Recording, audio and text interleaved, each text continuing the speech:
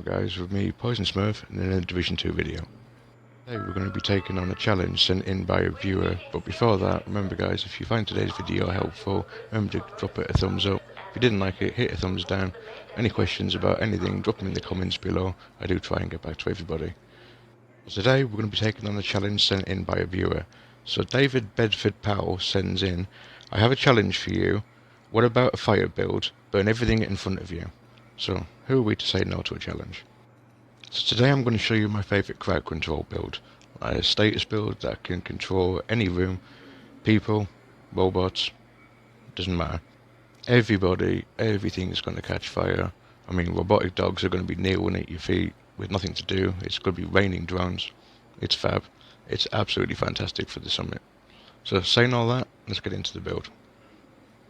So as always guys, we're going to start off with the specializations.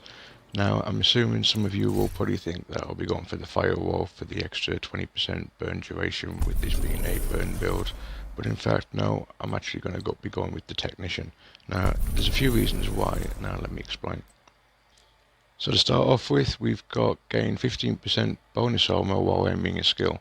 Now we're not the tankiest, so when we're obviously aiming one of our skills, any extra bonus we can get from that is absolutely fantastic. Party members within 5 meters of your deployed and uninterrupted skills are immune to shock and disruption, so any of my teammates anywhere near any of my skills shouldn't be affected by either of them. We've got plus 10% skill damage, which as you'll see will come in very handy for where direction we're taking this. Also, we've got armor kits, also applies to all friendly skill proxies within 10 meters. So if I do need to heal myself, if I do pop a med kit, anyone's skills that are anywhere near me are also going to receive benefit from that heal. We've also got 12% damage to drones, skills, proxies and robotics. Once again, this is going to come in hand for what we need to do with it in a little while. We've got one extra skill tier, which once again comes in really useful. We have the EMP grenade. This applies a disrupt to all electrical abilities in the sufficient area. So if they've got like a healing box down, you can use this to disrupt it. Dogs, anything along them lines. We've also got destroying hostile skill proxies, drones and robotics adds 3 to your ammo bar of your special ammo. So as you'll see in the clip later on, it's going to be raining drones guys, so you're going to be filling up your special ammo in no time. And also next to that you'll see destroying the same things applies 1 ammo to the entire team. And then obviously we're going to spec into the 2 weapons that we're using, and today we're going to be using the rifle and the LMG. So as you can see, we've also got our EMP grenade there. So as far as weapons are concerned, I've elected to go with the Pestilence LMG. The reason I like this weapon is not only the fact that it's an LMG that allows me to suppress enemies and to get them to keep their heads down, also for the talent Plague of the Outcasts.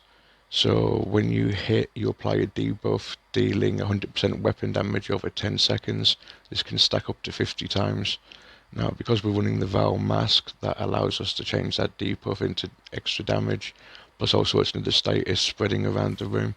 You don't have to choose this, you could elect to go with something else, but that's your choice. I just find it quite fun. So as a second weapon, as we said earlier, everything's going to be catching fire, so we've gone with the Pyromaniac assault rifle with the talent Perfectly Ignited. Deal next to 25% damage to all burning enemies. After 3 kills with this weapon, the next enemy will also catch fire. So they kind of goes hand in hand. But the main weapon we're going to be focusing on is actually the pistol. Now I've gone for the Card 45, I just quite happen to like this pistol. It's got a quite high RPM, hits quite hard. I've got created damage as the attribute, but the main reason we're using it for is the talent. So Perpetuation. Headshots grant 50% status effect damage and duration to the next status effect you apply. Cooldowns only 20 seconds. So as you can see, if we use this to proc a single headshot before we deploy our statuses, you will be looking at a huge bonus. So as you can see at first glance, we've gone with 5 yellows and 1 blue. The reason we've gone with the one blue is we're a little bit squishy, so it gives us that little bit extra armor, and the fact that we are running the specialization, we get the extra skill tier, so that takes us back up to our 6. I know if that was a yellow, you could obviously run the firewall specialization for the 20% burn duration, but you would be losing out on the skill damage that you get from the specialization, as well as the robotics and the special armor. Trust me, in my opinion, this is the way to go. So we're starting off with the Vile Mask. As you can see, it comes with the skill tier, status effects, hazard protection, skill haste, and the talent, toxic delivery. Statuses effects also apply damage over time debuff for 10 seconds. Total damage dealt is equal to 50% of your percussion grenade. Damage is increased with your status effect attributes. Now, we're going to be speccing heavily into status effects on this, guys. Don't worry about skill duration or anything like that. It really will not help you out. You want skill haste, status effects all the way through. But this will also allow us to turn our EMP that we're going to be using into damage as well as just a status. Same with the Pestilence, it will do the same thing for this also. We're down to the knees quickly. We're running a single piece of Golem. As you can see, for the one piece bonus, we've got an additional 10% status effects.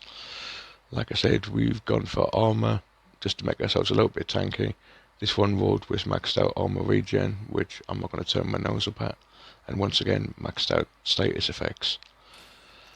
So as far as the gear set's concerned, we've gone with the Eclipse Protocol. As you can see on the 2-piece, 15% extra status effects, 3 pieces, 15% skill haste, and 30% hazard protection. And then finally for the 4-piece, indirect transmission. Your status effects now spread on kill to all enemies within 10 meters and refresh 50% of the duration. So basically, when we kill somebody with our status, that's going to spread around the room like wildfire. But as we've gone with the named chest for the gear set, we also get the additional talent, Proliferation.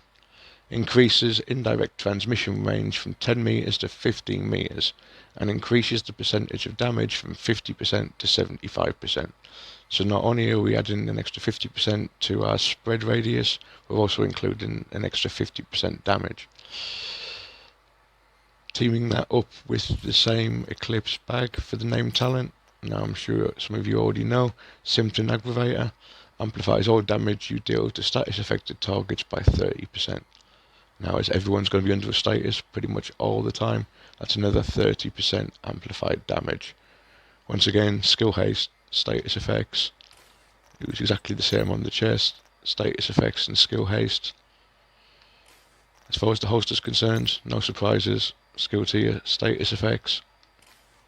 And then finally, the gloves, same again, skill tier, status effects.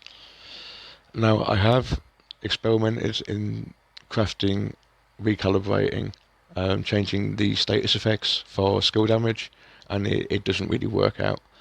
The initial damage you get from the blasts is far outweighed by the long-term damage that you deal with the status. So as far as statuses, we're running the Jammer Pulse skill. As you can see, 6 tier. That gives us an additional 60% radius and a 60% effect duration. We've modded that out, 9.9% on the additional radius, and additional 8.8% on the effect duration. As far as the skills concerned, it's the Chem Launcher. We've gone for the Fire Starter. Spectin, we've gone for 1 extra ammo, and we've gone for Burn Strength. Now, originally I thought maybe going for damage would be better, but like I said, it's the initial blast that changes, and in testing you get a lot more sustained overall damage from the burn mods, so I'd go down that direction. As you can see from the damage on the right there, as far as the damage is concerned, we're looking at 544,000 on the initial blast, with an additional 271 burn damage on top of that. But obviously all that's going to be amplified by all the status effects that we run. So anytime the enemies have got skills out, or you see a dog running towards you, or you've got a wave of drones, it's a simple click of the pulse jammer, and literally the dogs will bow to their knees, allowing you to do damage to them. All the drones are going to literally terminate and just hit the floor. As far as the NPCs are concerned, a chem launcher shot out. You can either shoot the cloud guys or you can just double trick the right bumper if some of you guys didn't know that, and instantly ignite it. As soon as the NPCs start dying, the Val mask's going to take over, spreading all them statuses around. And before you know it, literally one kill, you'll stand there. They're like dominoes, guys. You can clear an entire round of NPCs spawning with literally just one kill. So that's going to do it for today's video. A big thank you to everyone that made it to the end. Like I say, if you've got any questions, drop them down in the box below. If you did enjoy today's video, give it a thumbs up. If you didn't, give it a thumbs down. Maybe think about hitting that subscribe button, the notification bell, and be updated for any future updates. So saying that, guys, I'm going to leave you some footage of this build in use. You can have a little look, have a little play. Until the next time, guys, stay safe, keep grinding.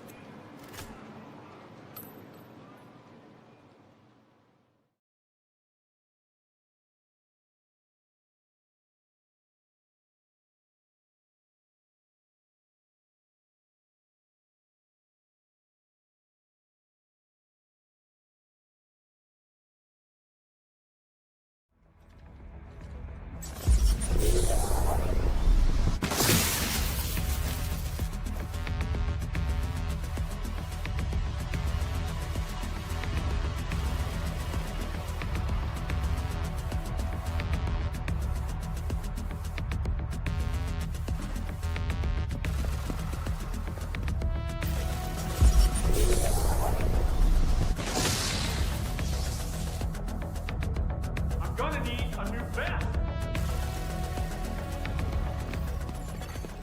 Rogue striker drone detected.